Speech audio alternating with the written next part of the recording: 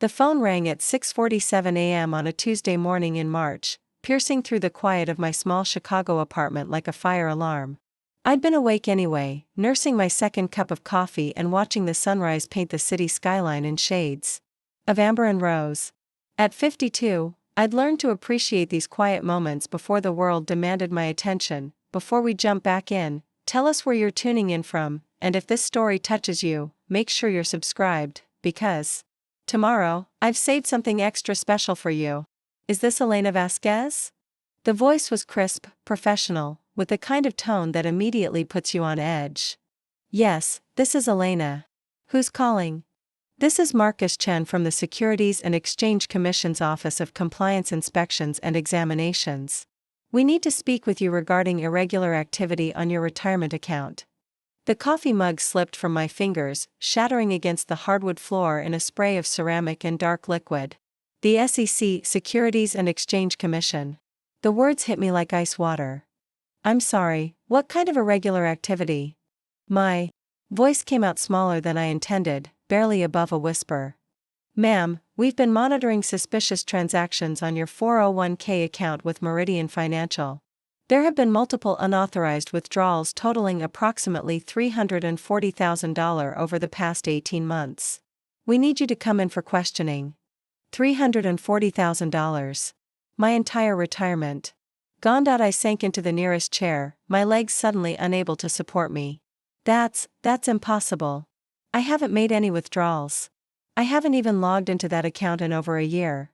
Ma'am, someone with access to your personal information has been systematically draining your account. The transactions show digital authorization using your social security number, date of birth, and mother's maiden name. We need to determine if this was done with your knowledge or if you're a victim of identity theft. Preparing and narrating this story took us a lot of time, so if you are enjoying it, like this video, it means a lot to us. Now back to the story. Identity theft. The words swirled in my head as I tried to process what he was telling me. Someone had stolen my future. 28 years of working double shifts as a registered nurse, 28 years of carefully setting aside every dollar I could spare, 28 years of dreaming about a quiet retirement in a small house by a lake somewhere peaceful. Gone.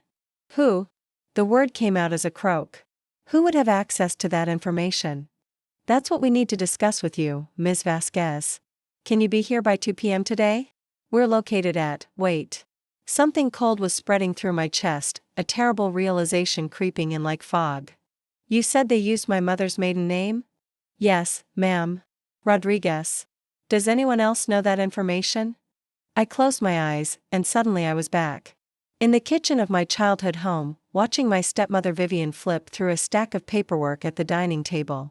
The same dining table where she'd insisted on handling all of Dad's affairs after his stroke 3 years ago.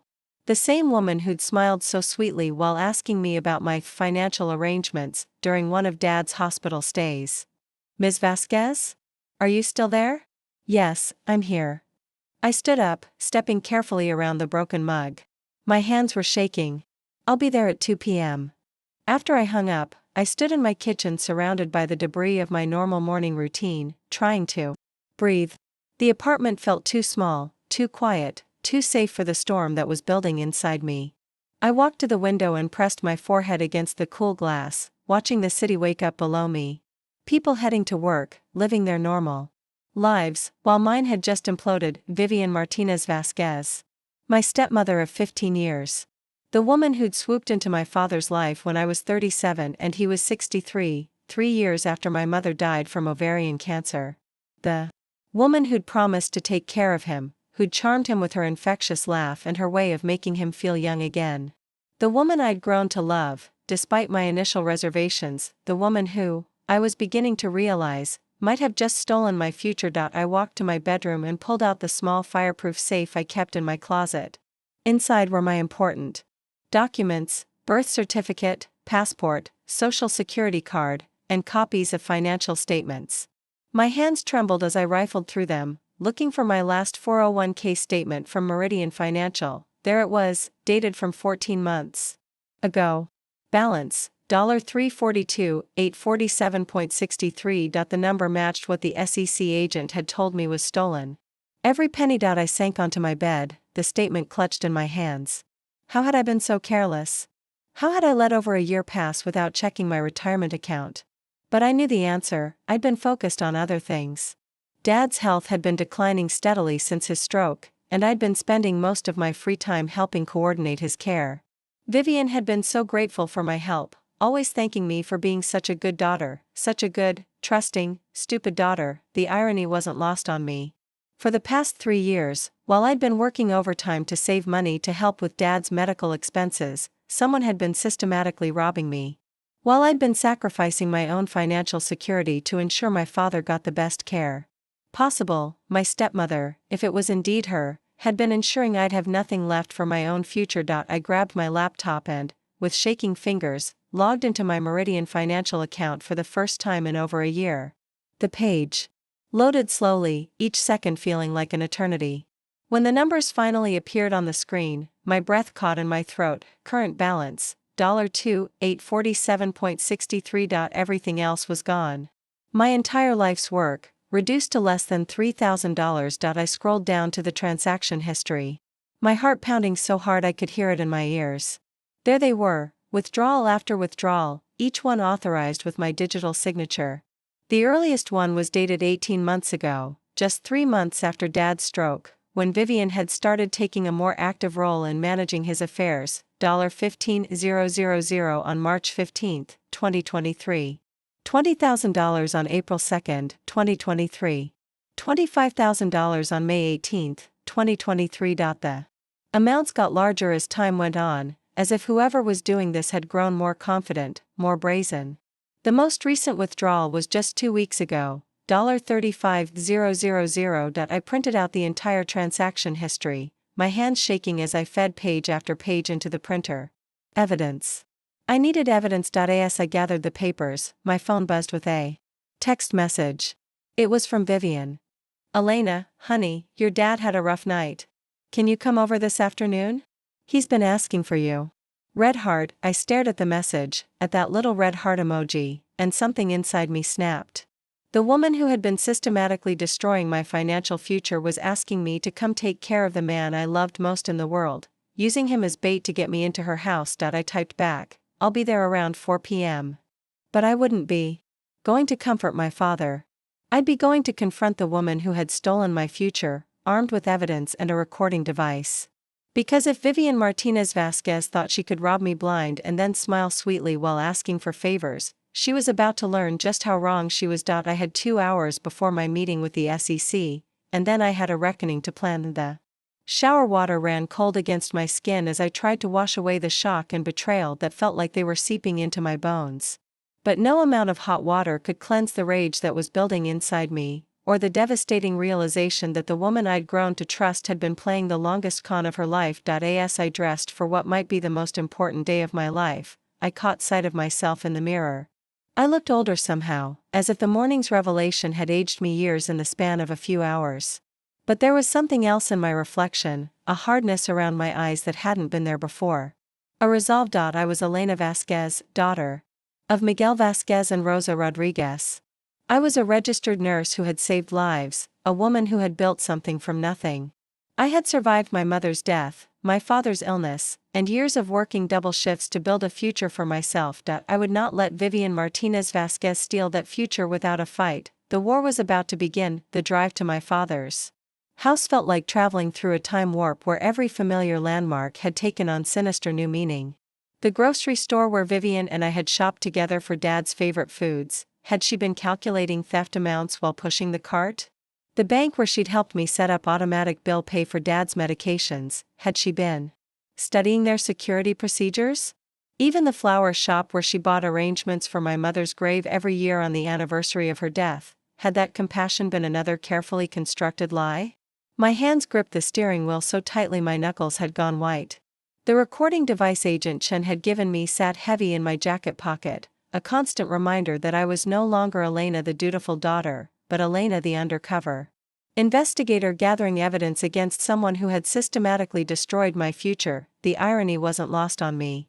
For 3 years, I'd been the family member who showed up when needed, who worked extra shifts to help with medical bills, who sacrificed weekends and vacations to care for Dad after his stroke. And the whole time, the woman I'd grown to trust, maybe even love, had been methodically stealing everything I'd worked for. As I pulled into the driveway, I noticed details I'd never paid attention to before. Vivian's car was a late-model Lexus SUV, probably worth more than I made in a year. When had she gotten that? The landscaping around the house was immaculate, clearly professionally maintained. The outdoor furniture on the back patio looked expensive, the kind you'd see in upscale home magazines. Where was the money for all this coming from? Dad's Social Security and pension couldn't possibly cover this lifestyle. That I sat in my car for a moment, trying to center myself. The woman I was about to face had been playing a long con for over a year, maybe longer. She was skilled at manipulation, at reading people, at making them trust her. I needed to be smarter than I'd ever been, more careful than felt natural, and completely convincing in my performance as the unsuspecting victim. My phone buzzed with a text from Vivian. Elena, honey, where are you? Dad's getting worried. He keeps asking when you're coming. Using Dad's anxiety as leverage. Even now, even knowing what I knew, she was still manipulating me through my love for my father. I texted back, just pulled up. Be right in. Taking a deep breath, I pressed the record button on the device in my pocket and walked toward the front door of what had once felt like a second home and now felt like a trap. Vivian opened the door before I could knock, and for a split second, I saw something flicker across her face. Was it relief? Calculation? The expression was gone so quickly I might have imagined it, replaced by her usual warm smile. There you are. Come in, come in. You look chilled. She wrapped me in one of her characteristic hugs, the kind that had once made me feel welcomed and cared for. Now it felt like being embraced by a predator. Sorry I'm late, I said, following her into the living room. Traffic was heavier than expected. Oh, don't worry about it. You know how your father is, he gets anxious when plans change, but he's fine now that you're here. As we walked through the house, I found myself cataloging everything with new eyes. The artwork on the walls looked expensive. The rugs were clearly high-end. Even the throw pillows on the couch appeared to be designer pieces. For a couple living on a retiree's fixed income, they seemed to be doing remarkably well. Dad was in his favorite chair in the den, and his face lit up when he saw me. Whatever else was happening, his joy at seeing his daughter was genuine, and it made my heart ache to think about how this revelation would affect him. Elena. There's my girl. Come sit with me. I kissed his forehead and settled onto the couch beside his chair. He looked good today, alert and engaged in a way that had become less common since the stroke. The medication adjustments seemed to be helping. How are you feeling, Dad? Much better today. Vivian's been taking such good care of me. He reached over and patted my hand. And you too, Mija. I know you've been working so hard to help us out financially. I don't know what we'd do without you. The words hit me like a physical blow. While I'd been working overtime to help support them, Vivian had been stealing the money I was trying to save for my own future. The audacity of it was breathtaking. Dad, you don't need to worry about money, I said carefully. That's what family is for. Vivian appeared in the doorway with a tray of coffee and what looked like expensive pastries from the French bakery across town. What are you two talking about? Just telling Elena how grateful we are for all her help, Dad said. Oh yes, Vivian said, settling into the chair across from us. Elena, you've been such a blessing to this family. Always so responsible with money, so careful about saving for the future. I accepted the coffee she offered, noting that it was served in china cups I didn't recognize. I try to be smart about finances. It's important to plan ahead. Absolutely, Vivian agreed. Speaking of which, I've been meaning to ask you something. Remember my friend Carmen I mentioned? The one whose financial advisor helped her do so well with her retirement investments. I forced myself to look interested rather than suspicious. The one who was able to retire early? Exactly. Well, I ran into her at the grocery store yesterday, and she was telling me about another friend of hers who had similar success. It got me thinking about your situation. My situation? Vivian leaned forward slightly, her expression earnest and concerned. Elena, honey, you work so hard. Double shifts, overtime, barely taking any time for yourself. And I know you're being very conservative with your retirement savings, but what? Well, at the rate you're going to have to work until you're 70 or older to retire comfortably. That's no life for someone who spent her career taking care of others. Dad nodded along. She's right, Elena. You shouldn't have to work yourself to death. What are you suggesting? I asked, though I was beginning to suspect I knew exactly where this conversation was headed. Carmen gave me the name of her friend's financial advisor. Someone who specializes in helping healthcare workers maximize their retirement potential. I could arrange a consultation for you, just to see what he might suggest. What kind of advisor? I asked. Someone very experienced with 401k optimization. He has strategies that most people don't know about, ways to move money into higher yield investments while maintaining security. I took a sip of coffee to buy myself time to think. This was it, she was actually trying to recruit me for my own financial abuse. The woman who had been systematically stealing from me for over a year was sitting in my father's living room, trying to convince me to give her even more access to my money. That sounds interesting, I said carefully. How does it work exactly? Well, the initial consultation is free. He'd review your current portfolio and show you what kind of returns you could be getting with better investment strategies. If you decide to work with him, you'd sign some authorization forms so he can move your money to more profitable investments. Authorization forms? Nothing complicated. Just standard paperwork that allows him to manage your account on your behalf. That way you don't have to worry about monitoring the markets or making investment decisions. He handles everything. The brazenness was stunning. She was describing exactly the method she'd used to steal from me, presenting it as a legitimate financial service. How much control would he have over the account? I asked. Complete control, Vivian said. That's how he's able to move quickly when good opportunities arise. If he had to call you for approval every time he wanted to make a trade, you'd miss out on time-sensitive investments. And what kind of returns does he typically achieve? Carmen's friend saw a 30% increase in her first year. Can you imagine? 30%. Dad whistled softly. That's incredible. It really is, I agreed. What's this advisor's name? For the first time in the conversation, Vivian hesitated slightly. His name is? Robert Silva. He's very exclusive. Only works with a small number of clients. Carmen had to personally recommend her friend to even get a consultation.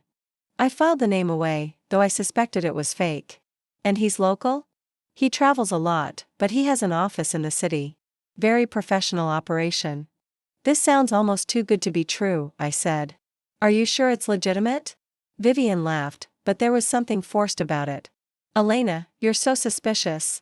Of course it's legitimate. Carmen's friend wouldn't recommend someone shady. I just want to be careful. You hear so many stories about financial scams targeting retirees.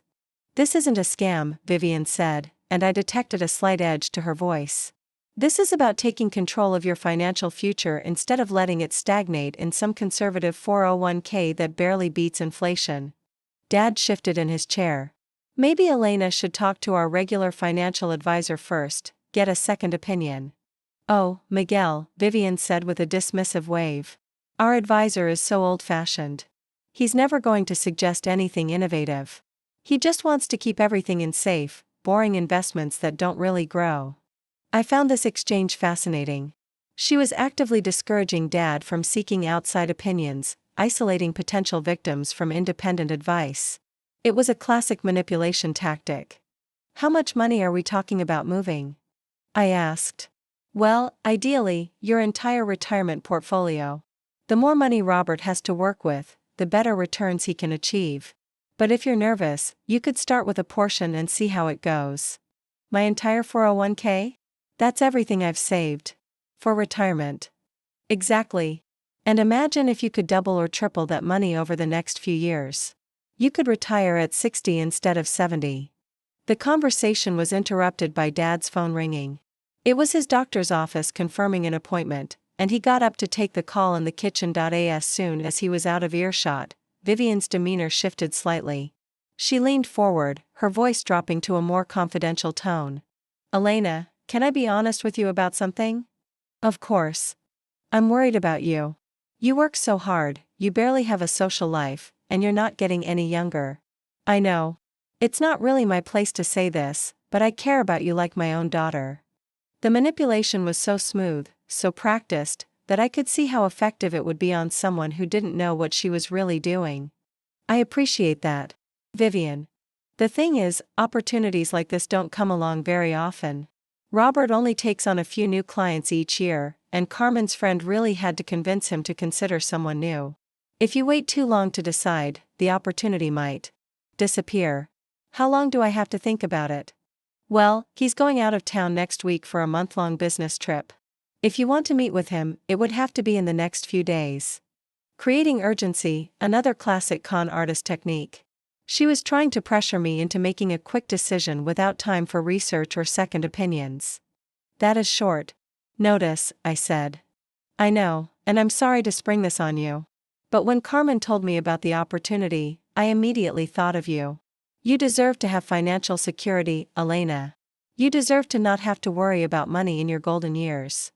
Dad returned from his phone call, settling back into his chair. Everything okay? Just scheduling, he said.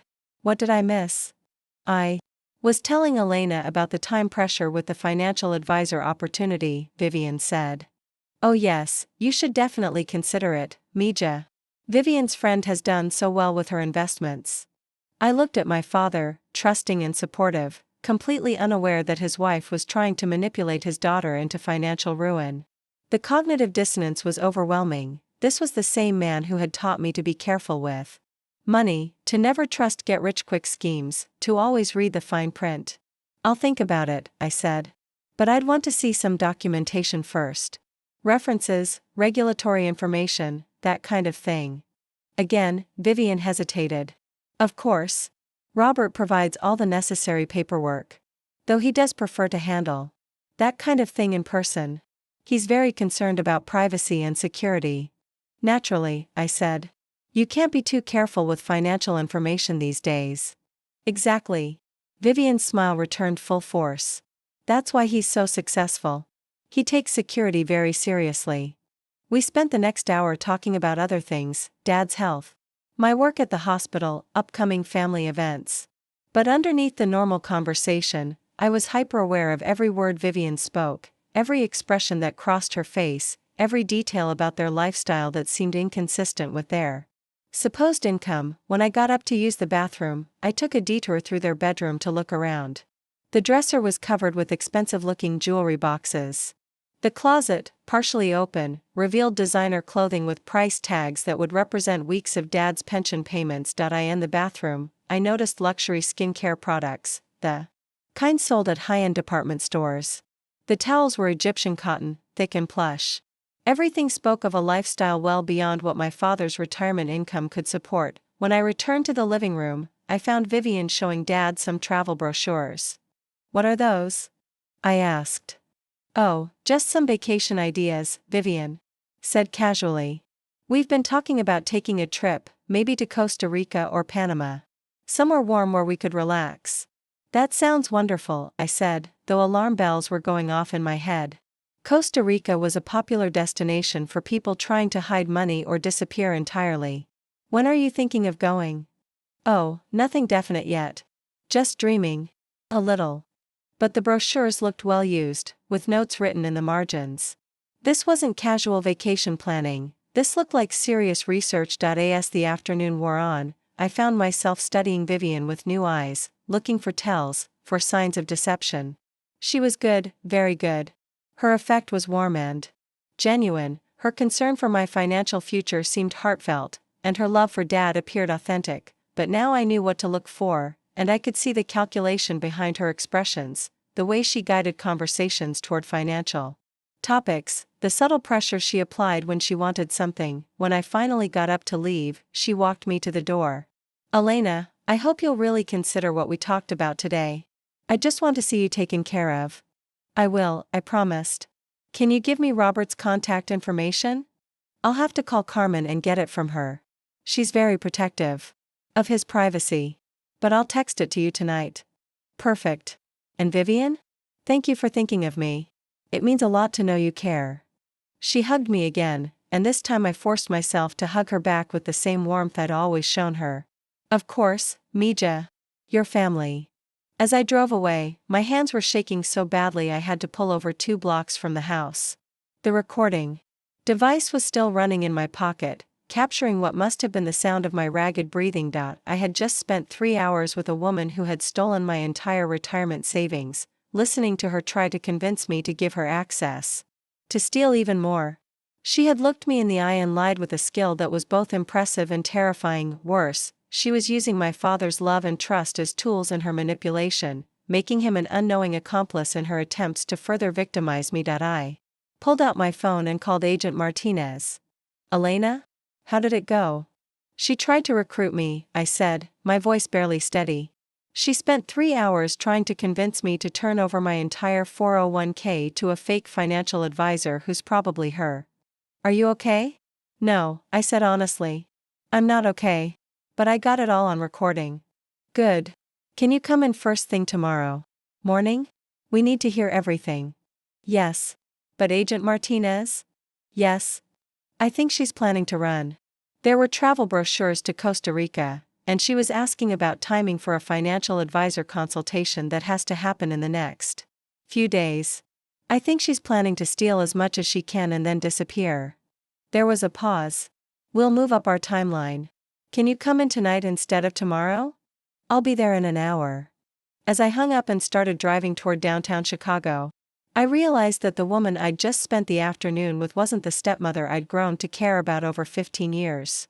That woman might never have existed at all. The person sitting in my father's living room, wearing jewelry bought with my stolen retirement money, planning a getaway funded by financial crimes, was a stranger who had been wearing my stepmother's face, and tomorrow, she was going to discover that her latest victim was a lot more dangerous than she'd calculated. The recording device in my pocket contained 3 hours of evidence that would help send her to prison. But more than that, it contained proof that I had survived her manipulation, outsmarted her schemes, and gathered the ammunition needed to fight back. Vivian Martinez Vasquez had made a career out of exploiting trust and love for financial gain. She was about to learn that some people fight back. The federal building felt different at 7 p.m. than it had during my afternoon visit. The hallways were dimmer, quieter, filled with the urgency of agents working overtime on active cases. Agent Martinez met me at security with a grim expression that told me everything I needed to know. This wasn't routine anymore. This was a race against time. Elena, thank you for coming in so quickly. We've been analyzing the preliminary evidence while you were gathering intelligence, and what we've discovered is troubling. Agent Chen joined us in the same conference room where I'd learned the scope of my victimization just hours earlier. The table was now covered with documents, photographs, and computer printouts, the paper trail of what appeared to be a much larger criminal enterprise than anyone had initially suspected. Play us the recording first, Martinez said, setting up the audio equipment. Then we'll show you what we've found. For the next hour, we listened to my afternoon with Vivian, the agents occasionally pausing the playback to make notes or ask clarifying questions. Hearing her voice through the speakers, divorced from the emotional context of sitting in Dad's living room, made the manipulation even more obvious. She was skilled, remarkably so, at creating artificial intimacy, manufactured urgency, and false opportunities. The fake financial advisor angle is particularly sophisticated, Chen observed when we reached the part where Vivian described Robert Silva. She's not just stealing money, she's recruiting victims to voluntarily hand over their assets. Which brings us to what we discovered this afternoon, Martinez said, spreading a series of photographs across the table. We ran background checks on your stepmother, and Elena, nothing about her story checks out. The first photograph was a driver's license from Nevada, issued to a woman named Victoria Morales. The picture was unmistakably Vivian, but younger, with different colored hair. Vivian Martinez Vasquez isn't her real name? I asked, though part of me wasn't surprised. Her legal name is Victoria Elena Morales. She was born in Las Vegas in 1965. Not Mexico City as she told your family. And this isn't her first marriage to an older, financially vulnerable man. Martinez laid out more documents, marriage certificates, divorce records, police reports. The pattern that emerged was chilling in its consistency. Between 1998 and 2008, she was married to 3 different men, all over the age of 65, all with modest but stable retirement savings. Each marriage lasted between 18 months and 3 years. Each ended when the husband died or became seriously ill, and in each case, significant assets went missing after the marriage ended. I stared at the documents, trying to process what I was seeing. She's done this before. Multiple times. The Nevada case was the closest anyone came to prosecuting her, Chen said, pointing to a police report from 2007. Her second husband, a retired teacher named William Chen, no relation to me, lost over $400,000 from his retirement accounts. His adult children suspected fraud, but by the time they could prove it, Victoria had disappeared. What happened to William? He died 6 months later. Heart attack brought on by stress, according to his daughter. She believes the financial devastation killed him. I felt sick. This wasn't just theft, it was a pattern of systematic destruction that had been going on for decades. And my father was her current target. There's more, Martinez continued. We've been tracking her recent financial activity, and the picture that's emerging suggests she's been preparing for another disappearance. She handed me bank statements. That showed a complex web of accounts in different names. Over the past 6 months, large sums had been transferred to offshore accounts in the Cayman Islands and Costa Rica. The travel brochures you saw weren't vacation planning, Chen said. They were escape route research. She's been moving money out of the country systematically, getting ready to vanish. How much has she stolen in total? From you and your father? Combined, approximately $415,000. But based on these transfers, we believe she's stolen from other victims we haven't identified yet. The total could be over $1 million. I slumped back in my chair, overwhelmed by the scope of what I was learning. The woman I'd known as Vivian Martinez Vasquez was actually Victoria Morales, a career criminal who had been systematically destroying families for over 20 years. There's something else you need to know, Martinez said gently. We've been monitoring her communications, and she's booked a flight to Costa Rica for this Friday. That's 3 days from now. She's running. And if she gets on that plane, we may never recover your money or hold her accountable for what she's done to your family. Agent Chen pulled up something on his laptop. Which is why we need your help with one more operation. We want to arrest her tomorrow, but we need her to incriminate herself first. The recording you made today is excellent evidence, but we need something that directly ties her to the theft of your retirement funds. What do you want me to do? We want you to call her tonight. Tell her you've decided to move forward with the financial advisor meeting. Say you want to liquidate your remaining retirement assets immediately. I felt a chill run down my spine. You want me to pretend I'm going to let her steal what little I have left? We want her to believe you're about to become a willing participant in your own financial destruction. If she thinks you're eager to hand over money, she might get careless about operational security. Martinez leaned forward. Elena, we understand this is asking a lot. You've already done more than most victims would be capable of doing. But your stepmother is a sophisticated criminal who's destroyed multiple families. If we don't stop her now, she'll disappear and start over somewhere else. I thought about William Chen, dying of a heart attack after losing his life savings. I thought about the other victims whose stories I didn't know yet. And I thought about my father, trusting and vulnerable, who could lose everything if Vivian decided to clean out his accounts before she ran. What exactly do you want me to say?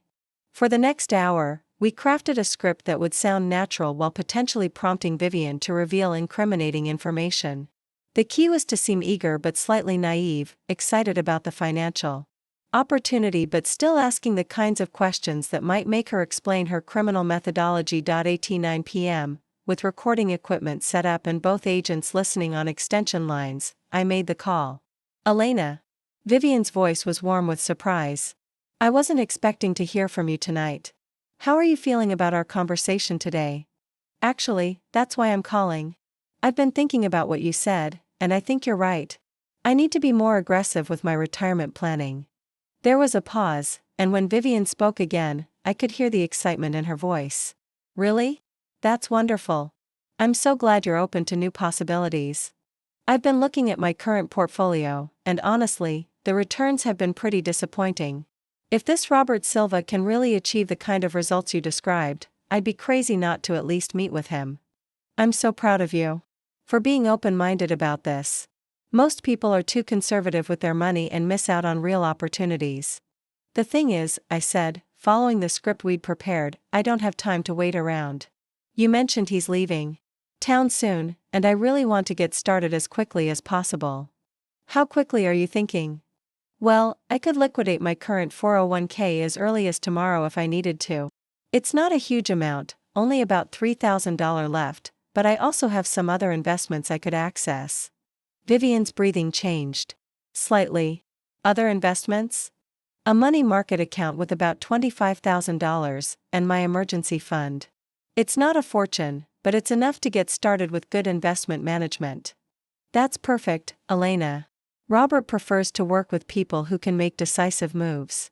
Let me call Carmen right now and see if we can set up a meeting for tomorrow. Tonight? Isn't it kind of late? Carmen's a night owl, and this is too important to wait. Besides, Robert's schedule is very tight. If we don't grab this opportunity now, it might be months before another slot opens up. I could hear her moving around, probably grabbing her phone or looking up a number. Elena, can you hold on for just a minute? I'm going to call Carmen on my other line. Of course.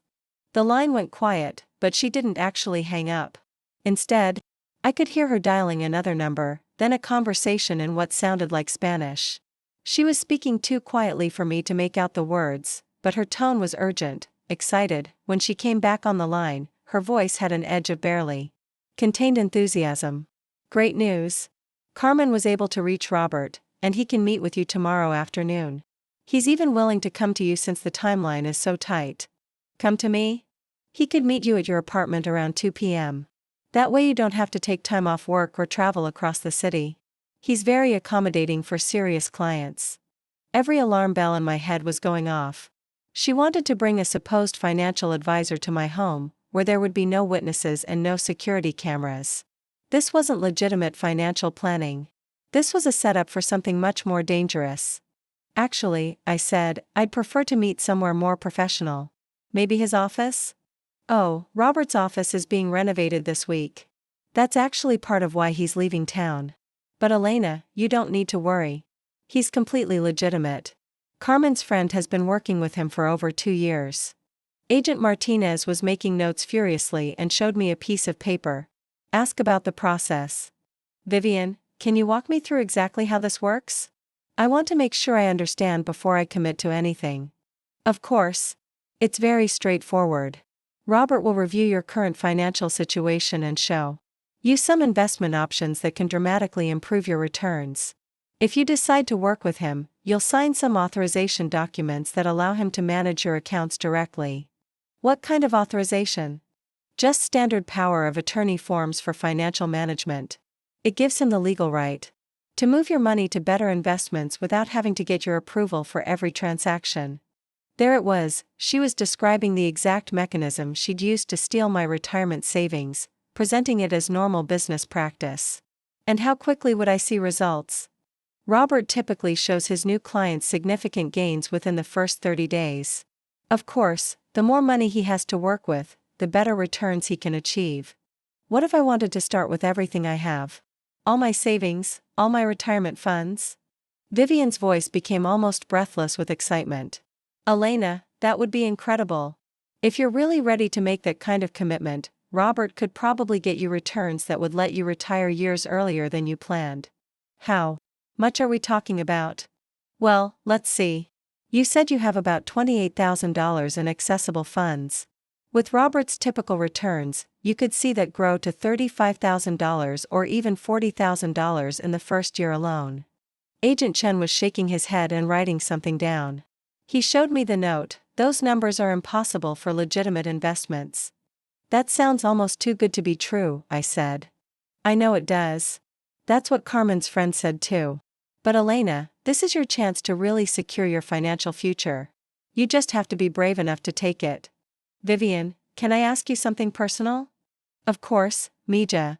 Have you and Dad ever worked with Robert? You seem to know so much about his methods. There was a long pause. When Vivian spoke again, her voice was more careful. We've consulted with him about some financial strategies. Nothing major, just some advice about optimizing Miguel's retirement income. And it Worked out well? Very well. We've been able to afford some nice things that we couldn't have managed on just his pension. Agent Martinez was nodding vigorously. Vivian had just admitted to using stolen funds to improve their lifestyle. I'm excited to meet him, I said. Should I have any specific documents ready? Just bring copies of all your account statements and identification. Robert will handle everything else. And the authorization forms you mentioned, I'll sign those tomorrow? If you decide to move forward, yes. Robert brings all the necessary paperwork with him. Vivian, I have to ask, this is completely legal, right? I mean, I work in healthcare. And I can't afford to get involved in anything questionable. Elena. Vivian's laugh sounded forced. Of course it's legal. Robert is a licensed financial advisor. He just uses creative strategies that most traditional advisors don't know about. Creative strategies? Ways to access higher yield investments that aren't available to regular retail investors. It's completely legitimate, just more sophisticated than what most people are used to. I looked at the agents, who were both taking notes. Vivian was digging herself deeper with every word, describing what sounded like securities fraud while insisting it was legitimate business. Okay, I said. I think I'm ready to do this. What time did you say? 2 o'clock tomorrow? Perfect. I'll text you Robert's contact information so you can coordinate the details. Elena, I'm so excited for you. This is going to change your life. I hope so. And Vivian? Thank you for thinking of me.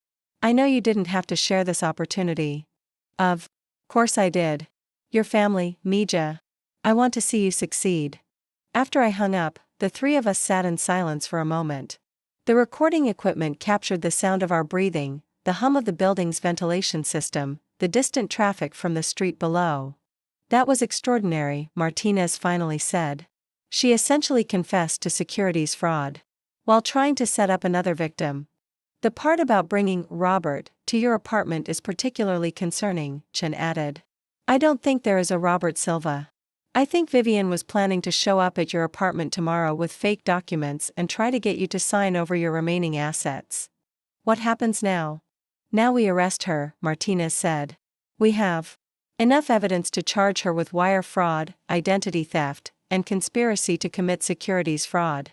The recording from tonight, combined with your earlier evidence and our financial investigation, gives us a solid case. When? First thing. Tomorrow morning. We'll execute the arrest warrant at your father's house before she has a chance to realize you're not actually going to meet with her fake financial advisor. Agent Chen gathered up the documents spread across the table. Elena, I want you to understand something. What you've done over the past 2 days is remarkable.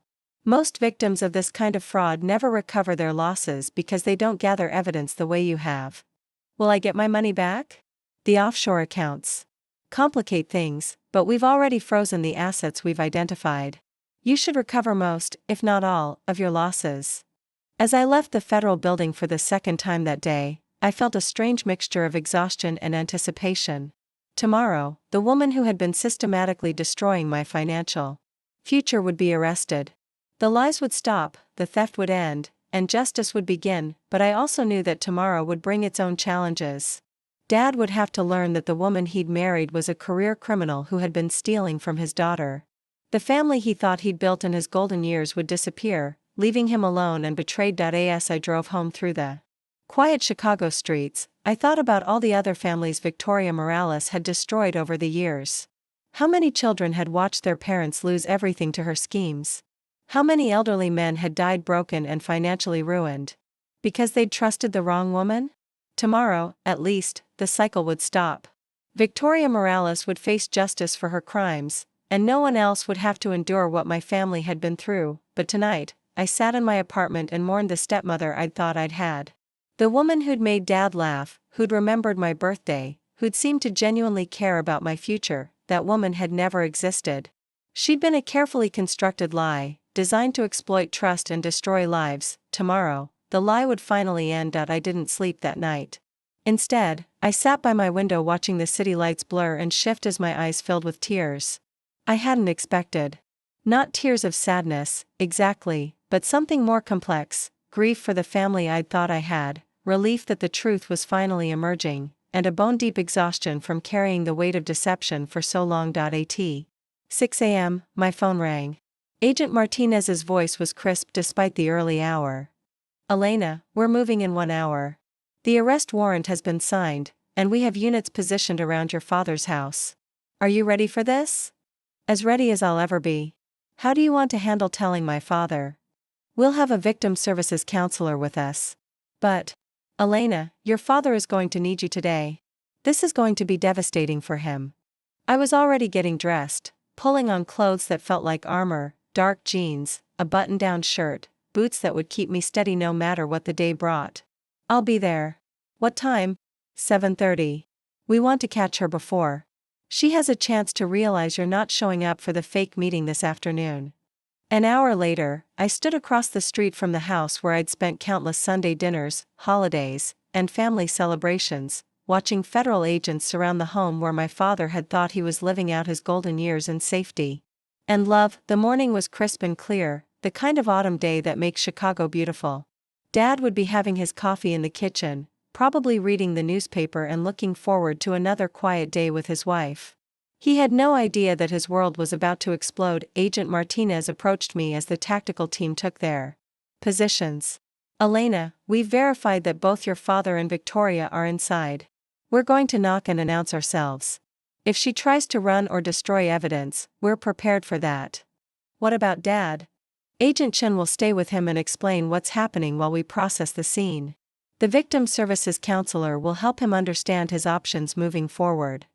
I watched from behind a police car as 6 federal agents walked up the driveway I'd traversed thousands of times. The knock on the door was firm but not aggressive. They weren't storming the house, just serving a warrant on a white-collar criminal. Dad answered the door in his bathrobe, looking confused and frightened.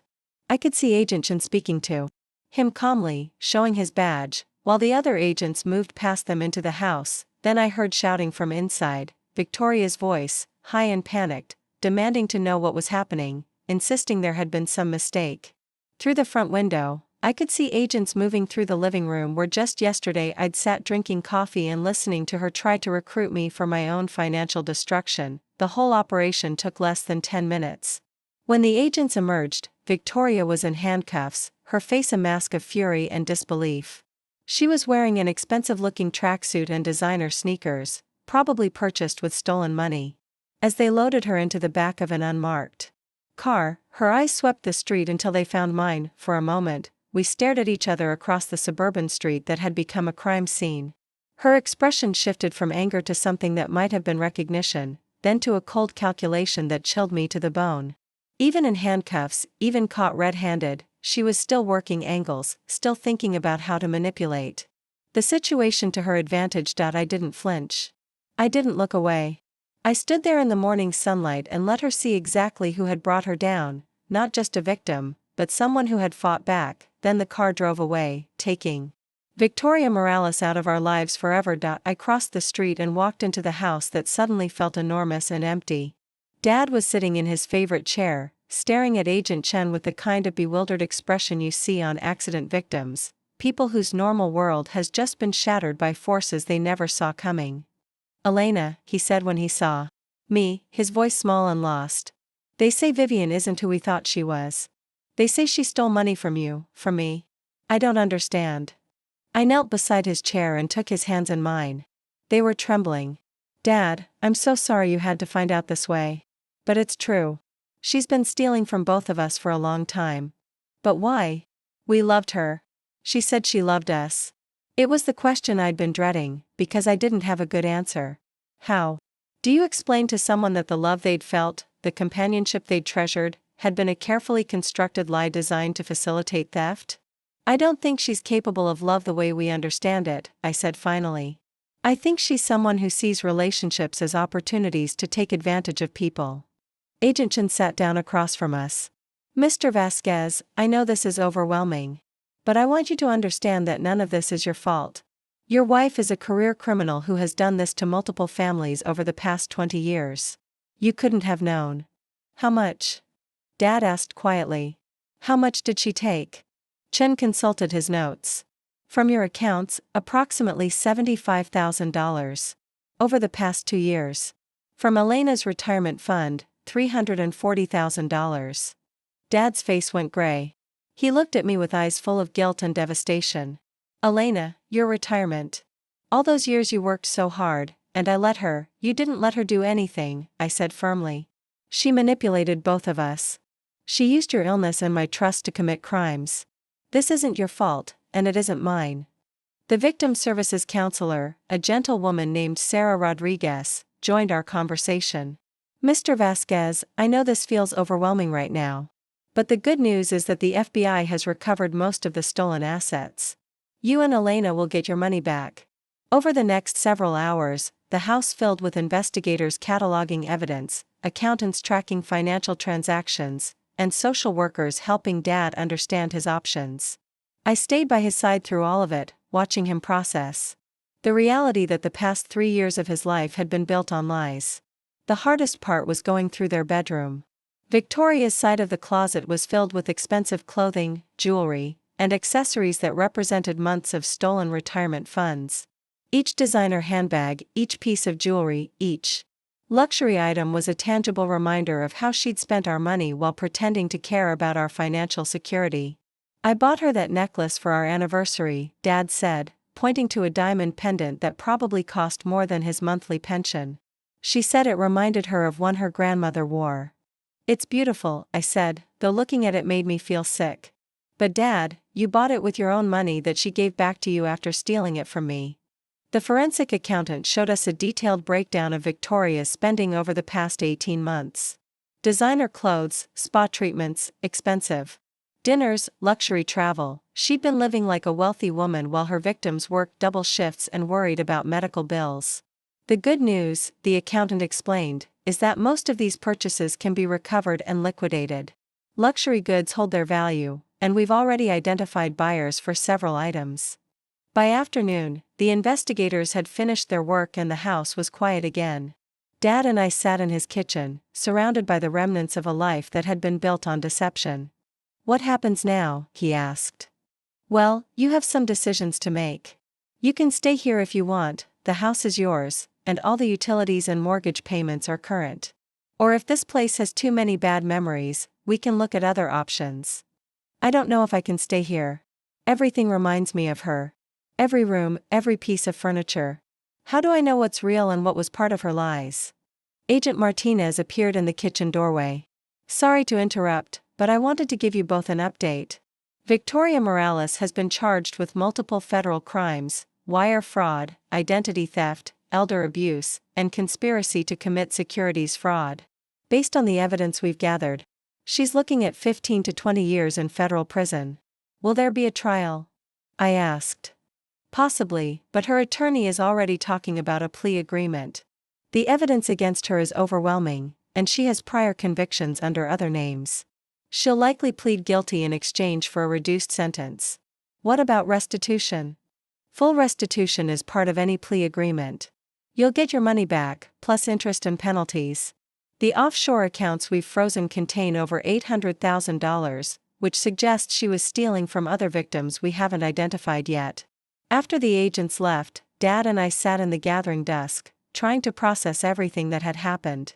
3 days ago, we'd been a family with normal problems, his health, my work stress, the usual challenges of aging and caregiving.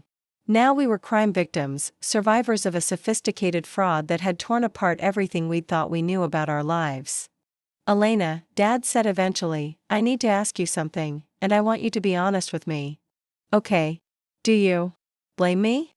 For bringing her into our lives, for not seeing what she was doing? I considered the question carefully. Did I blame him? Part of me wanted to, because blame would be simpler than the complicated truth of how skilled manipulators operate. No, Dad. I don't blame you. She fooled me too. For 3 years, I thought she cared about us. I trusted her with personal information. I worked extra hours to help pay for things while she was stealing from me. If she could fool me, someone who's trained to spot deception in patients, she could fool anyone. I just wanted to be happy again, he said quietly. After your mother died, I was so lonely. When Vivian came along, she made me feel alive again. She made me feel loved. You deserve to feel loved. You deserve to be happy. She took advantage of that, but wanting love and companionship isn't wrong. 2 months later, I stood in the same federal courthouse where Victoria Morales pleaded guilty to all charges. She was sentenced to 18 years in federal prison without the possibility of parole, followed by supervised probation and complete restitution to all identified victims. I watched her stand before the judge in an orange jumpsuit, no longer the polished woman who had charmed her way into my father's life. The designer clothes were gone, the expensive jewelry confiscated, the carefully constructed facade finally stripped away. When the judge asked if she had anything to say to her victims, she stood silently for a long moment. Then she turned slightly and looked directly at me. "I'm sorry," she said, and for just a moment, I thought I heard something genuine in her voice. "I'm sorry for the pain I caused." But even then, even in that moment of supposed remorse, I could see the calculation in her eyes.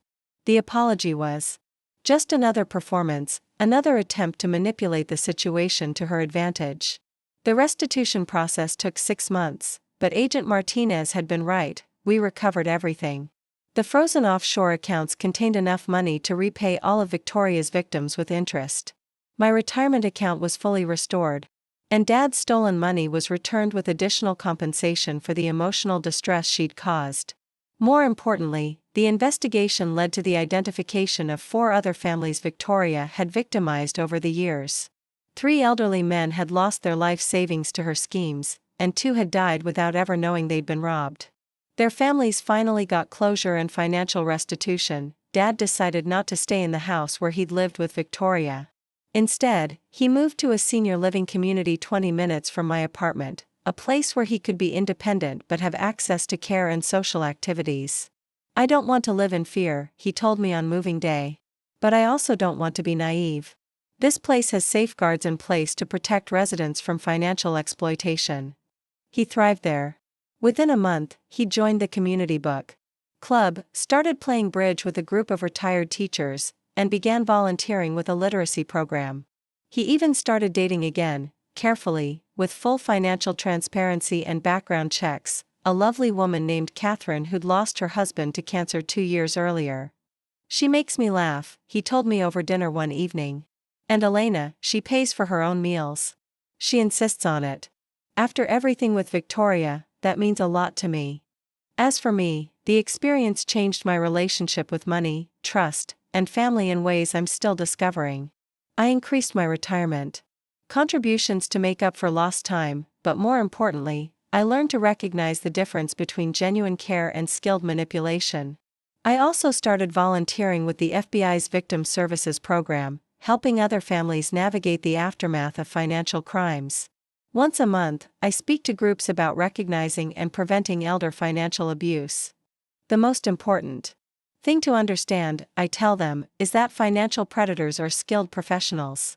They study human psychology, they practice their techniques, and they specifically target people's capacity for love and trust. Being victimized doesn't make you stupid, it makes you human. A year after Victoria's arrest, I got a letter from one of her other victims, the daughter of William Chen, the retired teacher who died after losing his savings to Victoria's schemes. "Thank you," she wrote, "for having the courage to fight back. Because of your investigation, we finally understood what happened to my father. He died thinking he'd been careless with money, not knowing he'd been systematically robbed. Your bravery gave our family closure and justice." Reading that letter, I realized that the theft of my retirement fund, devastating as it had been, had ultimately led to something more valuable than money, the knowledge that I was capable of protecting not just myself, but other families from the same kind of predator. Today, 2 years later, my retirement account has not only been restored but has grown beyond what it would have been if Victoria had never stolen from it. The investment income from the restitution settlement, combined with my increased contributions, and the years of compound growth ahead of me, means I'll actually be able to retire earlier than originally planned.